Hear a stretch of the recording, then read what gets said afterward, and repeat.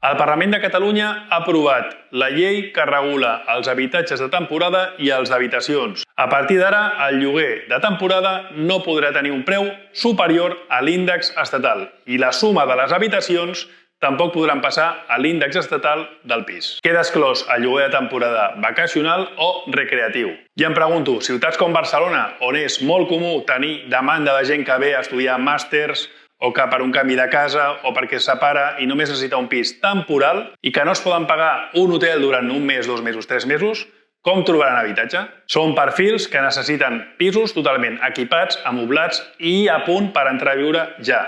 El que era lògic era que el lloguer de temporada fos més car que un lloguer habitual, ja que la inversió que ha de fer un propietari és molt més alta que amb un lloguer habitual. Pel que s'està dient, aquests pisos de lloguer que ja no es podran posar de temporada passaran al mercat de compra-venta, la majoria. No passaran al lloguer habitatge habitual. Pel que seguirem tenint poca oferta i el problema de fons no quedarà solucionat. I una última pregunta. Ara les habitacions són un habitatge digne? Perquè si hem entrat a regular el lloguer d'habitacions, vol dir que el govern entén que un habitatge digne és una habitació, no? I tu què en penses de tot això? Creus que aquesta nova regulació soluciona el problema d'habitatge?